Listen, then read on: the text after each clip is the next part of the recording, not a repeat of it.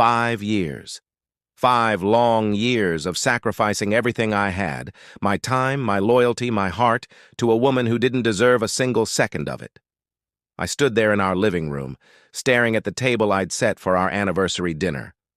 The candles were ready to be lit, the meat was marinating in the kitchen, and I'd even brought out that beautiful wine she always said she loved. I wanted tonight to be special, to remind Camille of everything we'd built together. Yet, as the clock crept past 8, my phone buzzed with a text. "Stuck at work. I'll make it up to you, I promise." I read it over and over, my thumb hovering above the screen. Work? On a Friday night? On our 5th anniversary? It didn't add up. Something twisted in my gut. A sensation I'd been ignoring for months. I didn't want to believe it, but I'd heard the whispers, seen the late nights she couldn't explain. So, I grabbed my keys, drove to her office. The parking lot? Vacant, no lights, no cars, no Camille. That's when I knew. She wasn't stuck at work. She was out with him, some youngster, barely old enough to drink, probably sitting across from her at some overpriced French restaurant, laughing over candlelight while I stood there like a fool. I could picture it. Her tossing her hair back, sipping wine I paid for, thinking she'd gotten away with it. My chest burned, but I didn't call her. I didn't yell. I didn't even swear. Instead, I texted back 2 words. No worries. Then I turned off my phone, walked upstairs, and started packing. Not just a suitcase, everything. My clothes, my books, my favorite coffee mug. I piled it all into my pickup and drove to the mansion she had no idea existed. The one I bought last year. The one that was always meant to be my escape plan. When I pulled into the driveway, the weight of those 5 years started slipping off my shoulders. She thought she had me wrapped around her finger. That I'd forgive her like I always did. Not this time. I stepped inside, letting the silence wrap around me. The place was enormous. Marble floors, high ceilings, a breathtaking view of the city lights below. I set my bags down in the entryway, walked to the bar, and poured myself a whiskey. The first sip burned, but it steadied me. I wasn't the one who should be scared tonight. Camille had no idea what was coming.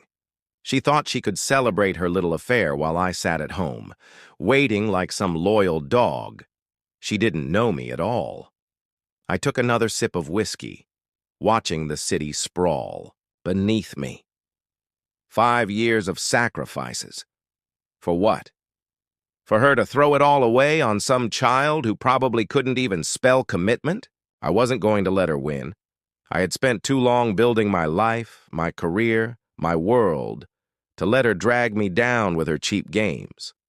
That night, while she was out giggling with her lover, I made a promise to myself. She would regret this.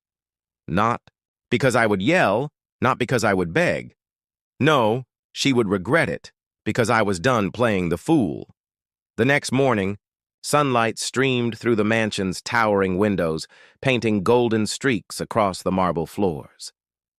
I woke up alone, and for the first time in years, it didn't feel wrong. I stretched, muscles stiff from moving boxes all night. Then, reached for my phone. It was still off. Had been since I sent that final text. Powered it on. The screen lit up with alerts, missed calls, voicemails, messages, all from her. I didn't open them, not yet. I just sat there, staring at the blinking notifications, knowing she had come home to an empty house and lost her mind. Good, let her stew in it. I got up, brewed a pot of coffee in the sleek, modern kitchen and leaned against the counter, sipping it black. The bitterness mirrored my mood. 5 years of marriage. And she thought she could sneak around, lie to my face? Not anymore. Eventually, I opened her texts. They were a tangled mess of excuses and desperation. Where are you? Why aren't you replying? I got home and your stuff is gone. What's going on? I smirked. She sounded desperate, like a kid caught. With her hand in the cookie jar, she probably thought I had stormed off in a huff. That I'd come crawling back once I'd cooled down. She didn't know that I was already 10 steps ahead. I put my phone down and strolled to the closet, the one I had started filling last night. My suits hung neatly, my watches lined up on the shelf. Everything I needed to keep going. Camille didn't understand it yet, but she wasn't just losing me. She was losing everything. The mansion, the money, the lifestyle she loved flaunting to her friends. It was all tied to me, and I was cutting the cord. By noon, my assistant called. "She's here," he said, stormed into the office, shrieked about where you are. Security had to escort her out. I chuckled, picturing her in that tight little skirt, stomping around my company like she owned the place. "Let her yell," I told him. "I'm not there." I hung up and poured another coffee. I wasn't in the office because I didn't need to be. I had been planning this for months. Shuffling assets, closing accounts, making sure that when I walked away clean. She thought she could have her little fling and keep me as her safety net. The guy who paid the bills while she played house with some punk. She was so mistaken. The phone rang again. Another text. "Please, just talk to me." I didn't reply. I didn't need to. She'd figure it out soon enough. When the credit card stopped working. When the locks on her house changed. I took another sip of coffee and smiled. The storm was just beginning, and I was eager to watch it hit her full force. We were having coffee on the balcony, watching the city wake up, and afternoons were spent in my office pushing my business forward. I didn't think about Camille much. Didn't need to. She was out there scrambling, and I was here thriving. But I knew she wasn't alone yet. Jeremy, that punk child she'd thrown our marriage away for, was still hanging around. "Tony, my investigator, keeps me updated. He's playing the hero," Tony texted one morning. "Picked her up from a friend's place, took her to his apartment." I smirked, reclining back in my chair. Let him try. I'd seen Jeremy's type before. Youthful, cocky, believing he'd hit the jackpot with an older woman who dripped money and glamour. Only now, Camille didn't have any of it. No cash, no car, no fancy house. She was broke, and I wondered how long it would take him to find that out. I laid my phone down and strolled to the kitchen, snatching an apple from the counter. The mansion seemed alive. Every room mine to fill any way I wanted. No more of her junk, those awful throw cushions she insisted on, or the perfume bottles littering the bathroom. It was only me now. And I liked it that way. I took a bite of the apple, the sharpness stinging against my mouth, and thought about Jeremy. He probably believed he could swoop in, be her knight in shining armor, promising her the world.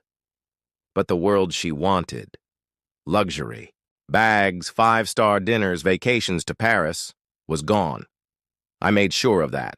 The joint accounts were empty, the credit cards turned off. And the house she'd crashed in after I left? Locks changed 2 days ago. She was a liability now, not a treasure. And I bet Jeremy didn't see it yet. I finished the apple, dumped the core in the trash, and dried my hands on a towel. Tony sent another update that afternoon. They're arguing. Outside his apartment. She's yelling about money. I laughed out loud, picturing Camille, arms flailing, probably demanding he pay for something. Lunch, a cab, anything. While he stood there, perplexed. He was just a kid, probably scraping by on some part-time work, believing her charm was enough. But charm doesn't pay bills, and she didn't have me to count on anymore.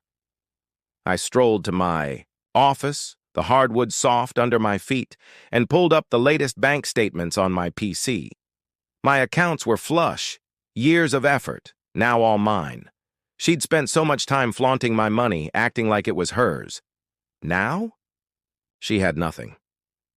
I closed the laptop and leaned back, staring at the ceiling. Jeremy wouldn't stick around long. He promised her a fresh start, maybe even told her he'd take care of her. But promises are cheap when you're 20 and broke. I'd give it a week, maybe 2. That night, I poured myself a whiskey and sat by the window, the city lights glittering below. Tony's next text came around midnight. He dumped her, threw her off at a motel, drove away fast. I grinned, sipping my drink. 2 weeks? Faster than I imagined. I could see it clear as day. Camille, imploring him to stay, assuring him it'd get better, while he finally recognized she was a sinking ship. He wanted the fantasy, her long legs, her confidence, the excitement of snatching her from me. Yet without my money, she was just a woman with nothing to offer him. I laid the glass down and stretched, feeling the tightness flow out of my shoulders. Jeremy turning on her was the icing on top. She'd thrown away 5 years of marriage for a kid who didn't even stick around when things got tough. I stepped onto the balcony, the night air cool against my skin. She was alone now, probably crying in some cheap motel room, wondering how it all fell apart. I didn't feel sorry for her, not even a little. She'd made her choice. Now, she had to live with it. I leaned on the railing, the city humming below me. Jeremy was out of the picture, and Camille, she was on her own. Let her figure out how to survive without me. I'd built my life back up, and she wasn't part of it anymore.